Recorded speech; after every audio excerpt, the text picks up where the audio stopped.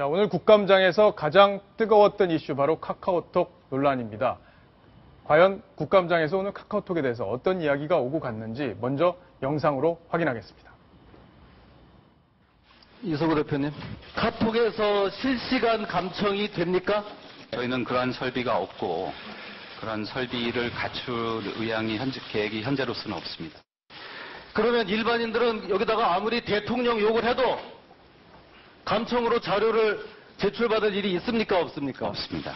간첩 사건이나 유괴 사건에 대해서 감청영장을 받아가지고 지난 일주일치 자료 주세요 하면 안 줄 겁니까?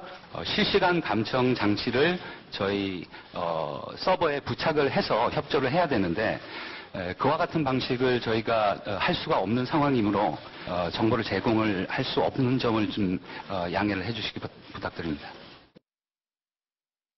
카카오톡 대표 결국에는 자료 못 내놓겠다. 지금 이런 얘기죠? 그렇습니다. 바로 13일 기자회견과 같은 얘기를 또 되풀이를 했는데요. 13일 기자회견에서 이렇게 얘기했죠.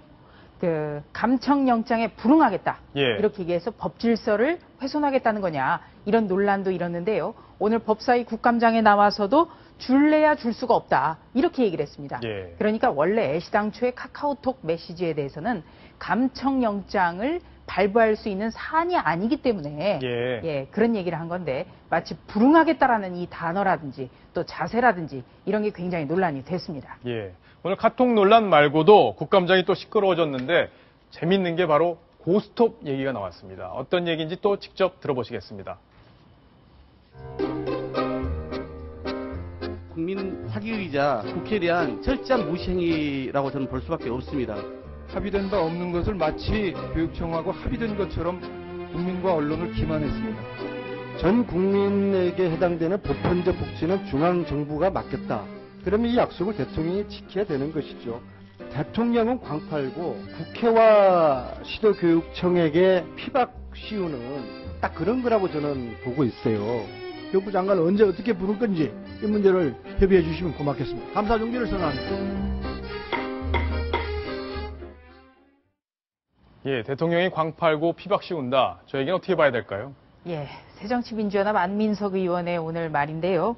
바로 이제 어제 있었던 최경환 경제부총리 그리고 황우여 교육부 장관 이 두 사람이 바로 이 3살부터 5살까지 영유아의 어린이집 보육료를 지원하는 문제에 대해서 이제는 각 시도가 해결했으면 좋겠다 이런 얘기를 한 겁니다. 예. 정부에서 줄 수 있는 예산이 부족하다 이런 얘기를 한 건데 여기에 대해서 안민석 의원이 박근혜 대통령이 무상교육이라는 광을 팔 때는 언제고 피박을 시도교육감에게 씌우고 있다. 이렇게 비판을 한 겁니다.